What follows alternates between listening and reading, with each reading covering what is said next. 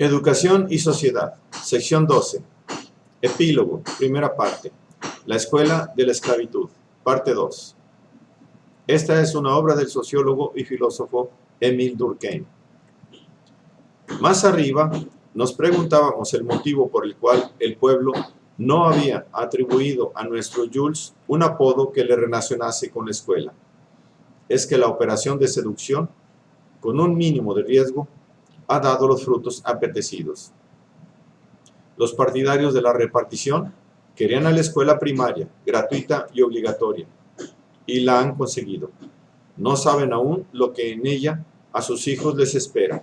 Los partidarios de la repartición querían la escuela laica y la han obtenido. Y por añadidura, el anticlericalismo. Desde el punto de vista de Ferri, el resultado es óptimo, mientras los obreros sigan vociferando: abajo los curas. Ni se fijarán, ni se meterán con el peculio de los acaudalados burgueses. Pues de hecho, el pueblo está completamente de acuerdo con esas manifestaciones anticlericales. No puede estar más de acuerdo con ellas. Y tiene toda la razón para ello. Tiene razón, pues la vinculación entre el clero y la fracción más reaccionaria de la clase en el poder es notoria. Hasta tal extremo lo es que va a ser de gran utilidad a nuestro Jules. El clero abomina de la república. ¿Qué más se puede pedir? Abajo los curas, enemigos de la república. La situación ya está madura en lo que respecta al clero. De igual forma que lo estará unos 20 años más tarde, con ocasión del caso Dreyfus, cuando nuevamente, y por la misma razón, las sotanas apostarán por el caballo perdedor. Se mostrarán antidreyfusistas y antisemitas. Nueva tabla de salvación para nuestros republicanos.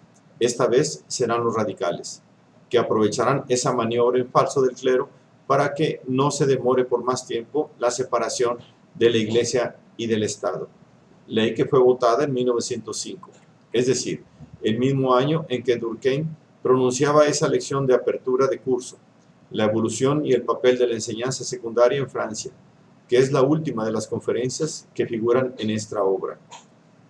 Así pues, la postura del clero se había tornado del todo insoportable, no tan solo de cara al proletariado, sino también de cara a los republicanos, a cuyos ojos pecaba, sobre todo, de torpeza.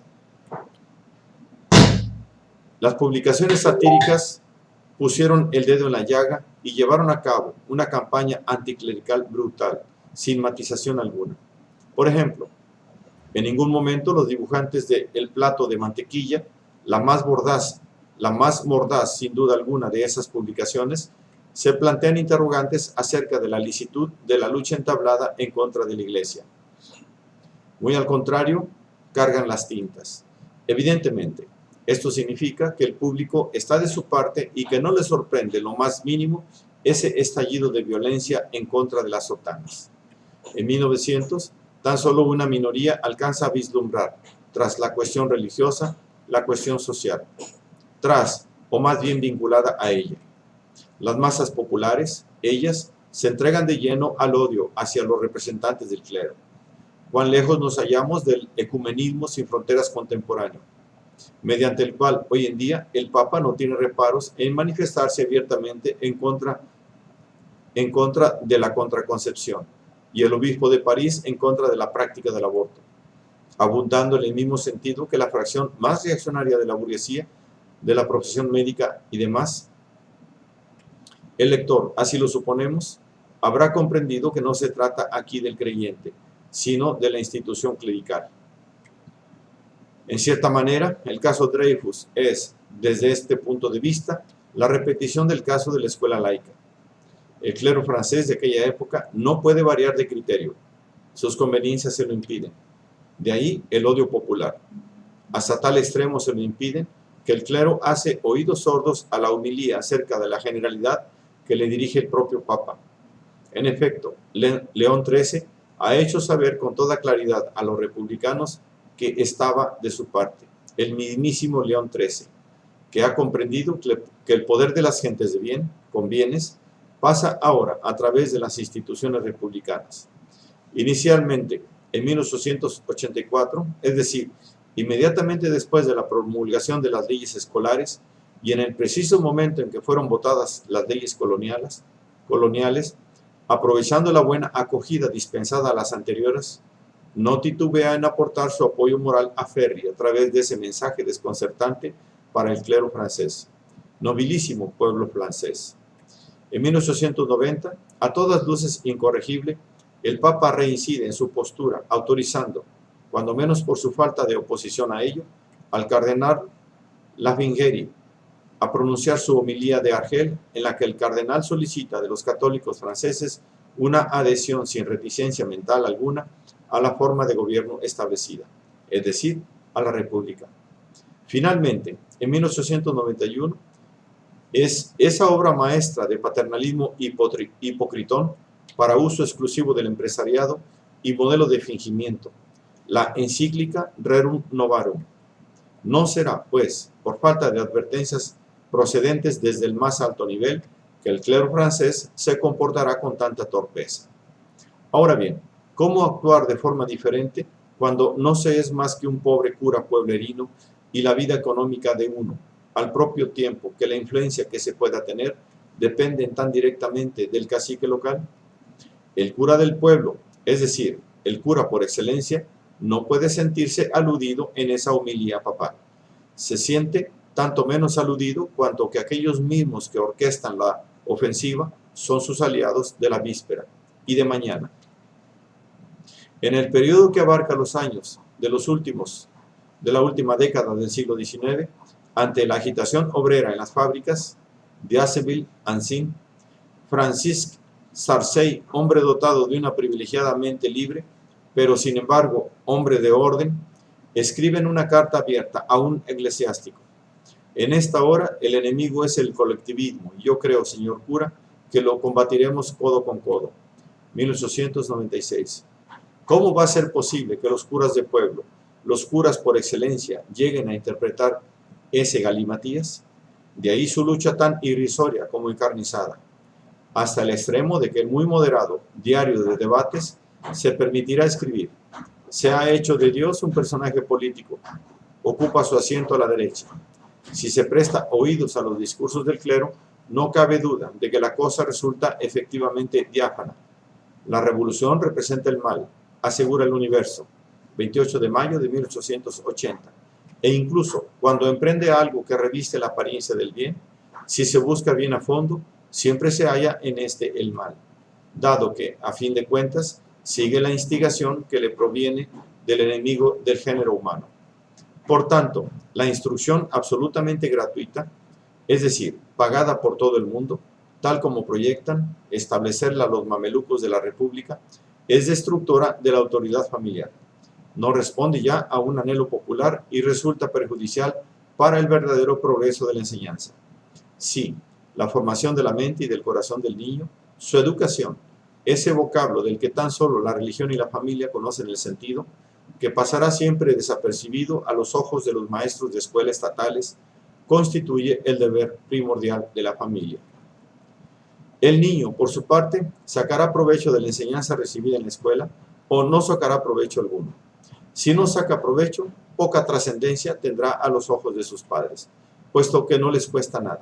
Si saca provecho de esas enseñanzas, si adquiere conocimientos que le alzan, por ejemplo, por encima de su condición, ¿a quién quedará reconocido el niño? ¿A sus padres? Por descontado que no. ¿Al maestro de escuela? Pero si sabe perfectamente que el maestro de escuela está pagado por la sociedad y que se limita a ejercer un oficio, al Estado, sería lo nunca visto. Por tanto, en el fondo, el niño no sentirá agradecimiento hacia nadie por la instrucción que le ha sido impartida, y hacia su familia menos aún que hacia cualquier otra persona o estamento. El egoísmo sustituirá a la gratitud. Más diáfano aún. Le Triboulet, del 7 de septiembre de 1879. De los que aquí de regreso, los pobrecitos desgraciados, refiriéndose a la amnistía parcial otorgada a los comuneros deportados a Nueva Caledonia, han desembarcado en Port Vendres, y la crema innata del Partido Radical parisino ha ido a su encuentro.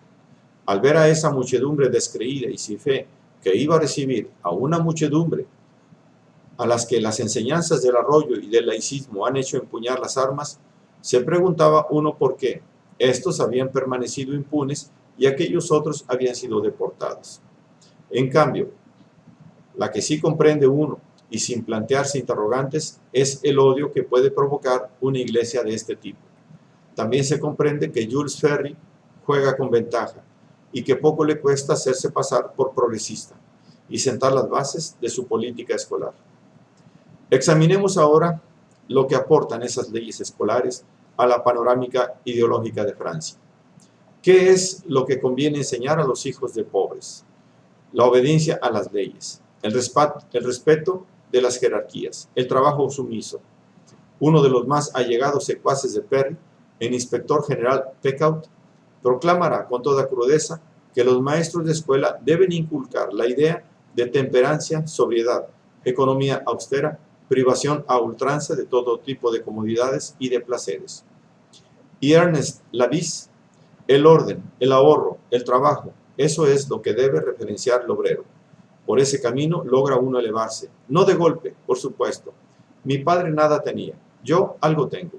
Mis hijos, si actúan como yo, conseguirán duplicar el dinero que yo les dejé, y mis nietos serán unos señores.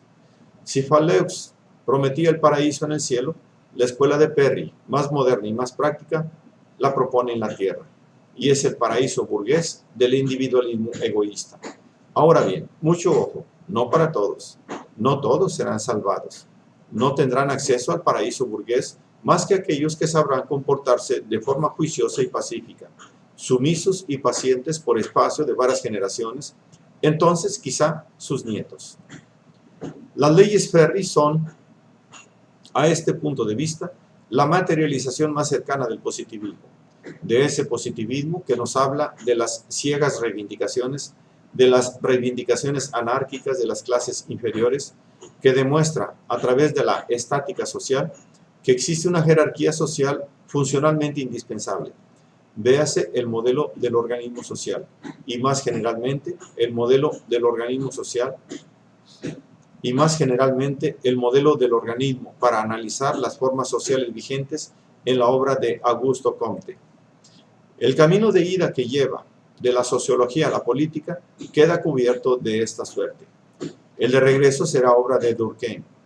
Camino de ida de la sociología a la política, en efecto, sí, tal como hemos empezado a vislumbrarlo anteriormente, la sociología nace en su condición de una de las herramientas de fabricación de la ideología, de la que la burguesía industrial está necesitada. Queda mayormente patente entre los discípulos de Comte. Los discípulos son siempre más diáfanos que el maestro. Por ejemplo, en uno de los amigos de juventud de Ferry, Edgar Quinet, la Iglesia Católica, dice en La gente de la educación, 1850, era el alma de la sociedad monárquica, el descenso de las creencias religiosas exige imperiosamente, a falta de una nueva religión, la neutralización del clero y el desarrollo a través de la enseñanza de un nuevo idealismo científico y laico.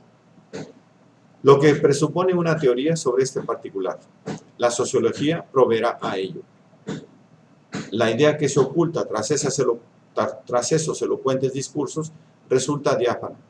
De igual forma que en otros tiempos, la religión constituyó el basamento social.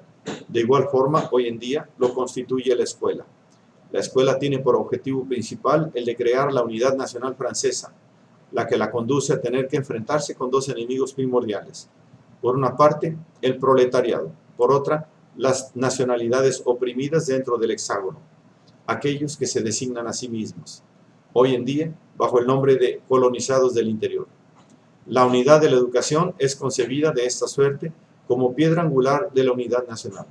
Ejemplo, el Diccionario de Pedagogía de Ferdinand Buisson, director de la enseñanza primaria, miembro del Estado Mayor de Jules Ferry, artículo Ferry. Se puede leer en este que nuestro Jules veía, en la que Buisson denomina muy en serio la igualdad de educación, el medio de suprimir los gérmenes de las discordias sociales y muy especialmente la lucha de clases. Es en ello, tal como se ha visto ya anteriormente, que se debe ir a buscar la razón del anticlericalismo republicano. Por demás, lo dice él mismo, nuestro Jules, con ocasión de su discurso de Epinal de abril de 1879. ¿Por qué estamos en contra de las escuelas de los jesuitas? ¿Por qué no tardarían en hacer su aparición para oponerse a ellas? Escuelas rojas, par 10. La burguesa republicana no olvida que los obreros querían tener sus propias escuelas. No, señores, exclama Jules Ferry en Épinal. De una Francia así hecha, así deshecha para expresarme con mayor propiedad, no queremos saber nada. No, a despecho de lo que puedan argumentar los sofistas de la libertad a ultranza que nos abruman con sus desdenes. No, el remedio que consiste en oponer a las artimañas de la Internacional Negra las de la Internacional Roja. Ese remedio no es tal remedio. Sería el fin de Francia. ¿De cuál? La del dinero, por descontado. Y esto no es lo que buscamos. 10 años más de ese dejarse llevar por la corriente, de esa ceguera, y verán ustedes como todo ese hermoso sistema de libertades de enseñanza que tanto se preconiza, quedará coronado por una última libertad, la libertad de la guerra civil. Reincide Jules Ferry en junio de 1879 en la Cámara de Diputados. Por una parte, tendremos el Instituto de los Jesuitas para uso y disfrute de los amigos del antiguo régimen, pero no nos tendremos que extrañar de ver surgir por otra en París o en algunas grandes ciudades otras escuelas profesionales, quizás, o escuelas de aprendizaje, en las cuales los vencidos de nuestras últimas discordias, delicado eufemismo, tendrán el pleno derecho de hacer instruir a sus propios hijos, no amoldándose a un ideal que se remonta más allá de 1789, sino ciñéndose a un ideal tomado de tiempos más modernos. Por ejemplo, de esa época violenta y siniestra que va desde el 18 de marzo hasta el 24 de mayo de 1871. La Comuna. Otra intervención de nuestro héroe. Se trata de hacer amar la República. Sin embargo, la política en contra de la cual deseo poneros en guardia es la que yo denomino la política militante y cotidiana. A buen entendedor, con media palabra basta. La escuela debe permanecer en el estricto marco de la palabra del poder, siendo la política militante y cotidiana. El lector lo habrá comprendido perfectamente. La política de los rojos y la palabra del pueblo. Además, cuando la orden haya bajado la escala jerárquica, se tornará aún más clara, como siempre. Bien sabidos son los resultados de esos descensos de orden en la jerarquía militar, extravagantes y terroristas. Así es como, de manera plumbea, el inspector de academia Beurier prodiga hacia 1881-1882 los consejos siguientes a los maestros que están bajo su dirección, la que equivale a decir que dichos consejos vienen a ser órdenes. ¿Qué sinnúmero de sugestiones y de sofismas a los que están expuestos los obreros y que pueden hacerles creer que el hombre tan solo tiene necesidades por satisfacer, derechos por reivindicar y ningún deber por cumplir? Se debe también poner en guardia a nuestros alumnos, hijos de obreros, contra las teorías igualitarias que a menudo rondan como fantasmas por los talleres. Suscitan no poco alboroto y la cuestión de la propiedad sigue siendo una de las más complejas y de las más discutidas. Sin que necesiten ustedes ser agudos teorizantes, les será fácil demostrar a sus alumnos: 1. La imposibilidad de repartir los bienes entre todos y de dar a cada uno en proporción a sus fuerzas y a sus méritos. 2. La necesidad de proporcionar al trabajo la estabilidad del capital creado por aquel. Significa quitar al trabajo su más poderoso incentivo, el admitir la desaparición de la propiedad con el trabajador. Respeto a la persona, respeto a la propiedad, respeto a la ley. Estos son los tres principales fundamentales que se deben grabar con caracteres indelebles en las conciencias y en los corazones de nuestros alumnos. Con torpeza de mastodonte, Beurier se va de la lengua.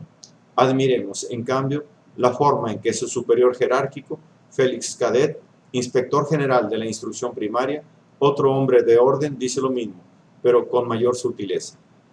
El trabajo y el capital son hermanos, expone ese hombre respetable, y en forma alguna hermanos enemistados.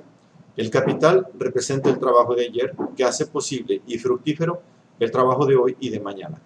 Revista Pedagógica, mayo de 1880. Sin embargo, todo ello no sería quizás suficiente en lo que a la edificación moral de los obreros se refiere. Entonces, puesto que el proletariado parisiense se mostró tan patriota en 1870-1871, no poco se debieron mofar de ese patriotismo el Jules en cuestión, junto con sus compinches del gobierno de la defensa social. También en esta ocasión se les va a echar un hueso a los obreros, aprovechando ese civismo suyo.